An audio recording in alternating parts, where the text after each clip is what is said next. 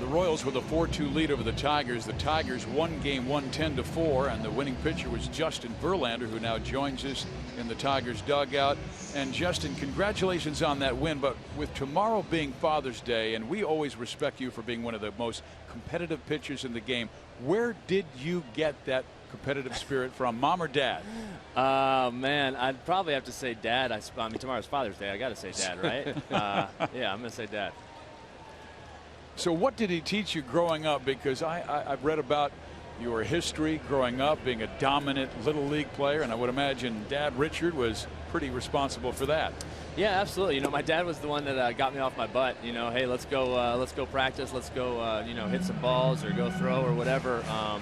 You know, he pushed me to have the work ethic that I do.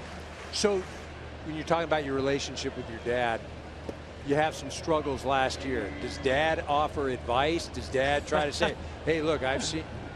No. So, funny enough, when I first started pitching and my parents realized that I had a decent arm, he literally had to go get the Cuttenbris Morales with a blast to left center field, and he'll have a double. But Justin continued. Yeah. Dad. So my dad literally had to go get How to Pitch for Dummies, you know, those books.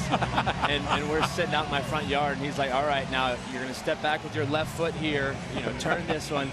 So I don't think my dad is going to call me up and offer pitching advice, you know, too often. He did give you your edge, though. Yeah, he gave me that much.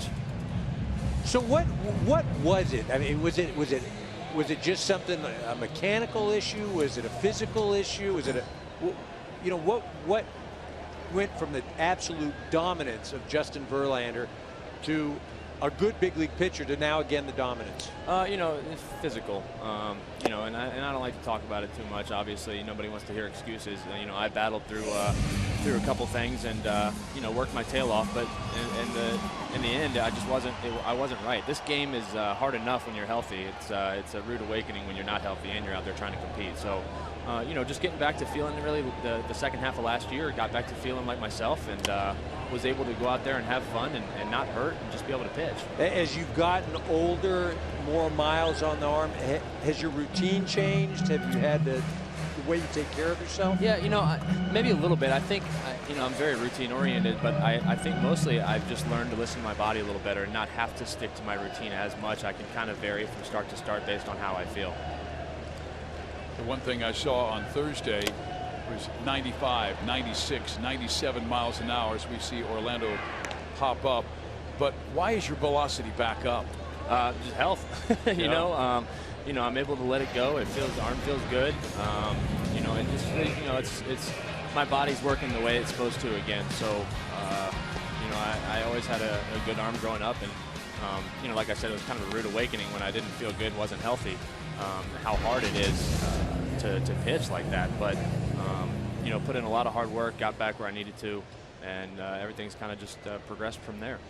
You watch a guy like Fulmer this year and the success that he's had. What have you been able to do to mentor him at all? You know, it's funny. You know, we talked a lot in the spring, but when somebody's going the way he is right now, man, you just don't say a word. Just let him keep going out there and pitching. You know, he's making the game look easy, but he's got tremendous stuff, man. It's a lot of fun to watch. He really started using his changeup really right when things turned around for him, and started dominating right from the get-go, using his changeup to righties and lefties often. It's been a great pitch for him. Brett Eibner goes gap right center field. This will score Morales, and the Royals go in front 5-2. Justin, can you talk about the challenge of pitching to Kansas City's lineup? Yeah, it's a tough lineup to face, man. These guys, 1 through 9, they really battle. Nobody gives in. They don't strike out a lot, so you know, you get a couple guys on base and need a big strikeout. It's not easy to get. You really got to work for it. You know, they're pretty relentless. You got to be on your game, and you got to be mentally prepared to just go out there and grind the entire game. So what is it with your ball club this year? Near the top of the division right now. It looks like it's going to be a battle till the very end. So what's going to allow your team to come out on top? You know, I think we've started to sink here the last you know, month or so. I think Shane coming back and going to the bullpen's been a big shot in the arm for us. He's done a fantastic job out there. You know, our rotation just being consistent. I think that's what it's all about. You know, I think pitching wins and loses in the end. And if you're consistent with your starting pitching 1 through 5, and those guys just go out and give us a chance to win. You know, you don't have to be spectacular. Just give us a chance to win every night. And their lineup's going to score a lot of runs on occasion. So, you know, consistency is the key to this game. And obviously, we've been streaky to start the season. You know, obviously, that's not ideal. You don't want to be a streaky team. But if we're going to be streaky, man, let's just win a bunch when we're playing good. Justin, I wanted to ask you about, you have a very competitive nature, no question about that. But do the younger pitchers sit down next to you in their off start and pick your brain? Yeah, sometimes. I mean, we all sit together and talk about pitching, just kind of pitch selection, or sometimes I'll just kind of say what I'm thinking, and you know, Fulmer or Boyd or some of the other guys will kind of ask why I'm thinking that, or you know, what's kind of running through my brain. I think that's just kind of the nature. Everybody, you know, we're all striving to make everybody better here. Our one ultimate goal is to win the championship. So any way I can help, or you know, really, I mean, I asked Fulmer earlier in the year how he gripped his slider, because he's got a nasty one. So, I mean, everybody's looking to get better any way they can.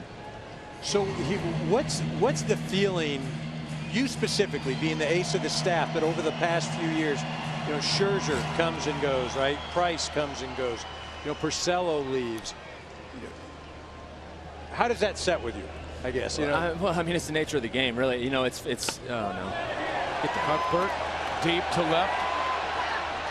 Not deep enough. That's an out, just an out, right? Yeah, that's a 0 for 1. Just a long out.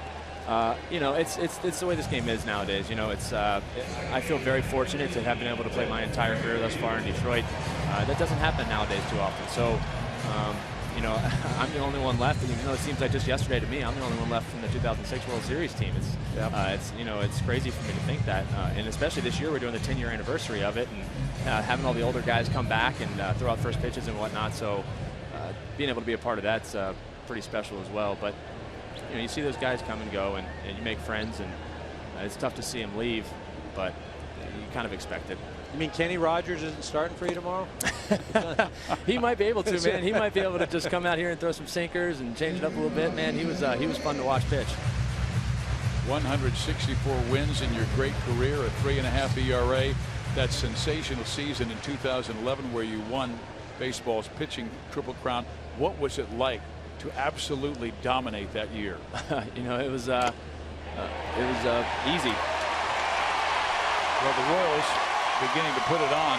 So Justin, we apologize for that because you tried to do an interview with us. Yeah, wasn't a great interview, guys. Usually we do it when we're hitting so that I can score some runs. I don't know why we switched it up, man. Hey, I'm just glad you didn't cuss. I was waiting for some sort of bomb coming right now. No, man. You know, every day's a new day. You can't get too upset when things aren't going great. You never know. This game's not over. We got a lot of game to play. You bet. Well, Justin, thank you very much for joining us. We have a pitching change here, and best of luck to your future and your health. Thank you, guys. Appreciate it, Justin. Thank you.